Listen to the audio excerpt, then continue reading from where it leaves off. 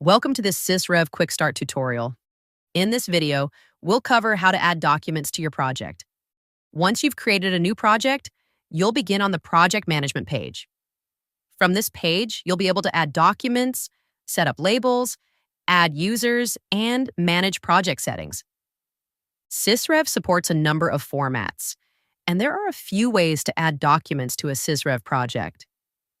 The most common method for adding documents is uploading a bibliographic file, such as an RIS, BibTeX, or an XML file from a database or citation management system.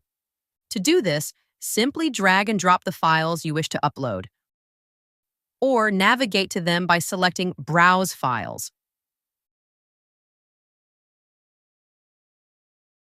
Another method of importing documents is to search and import records directly from PubMed and OpenAlex. To add documents from one of these sources, simply enter your query, click Search, and Import.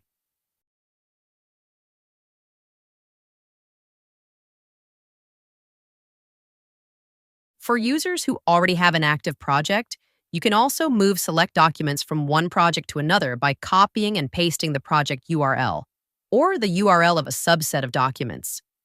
This can be especially useful when moving to full-text screening. For a detailed guide on adding documents, or to learn more about other Sysrev features, be sure to check out our knowledge base at help.sysrev.com.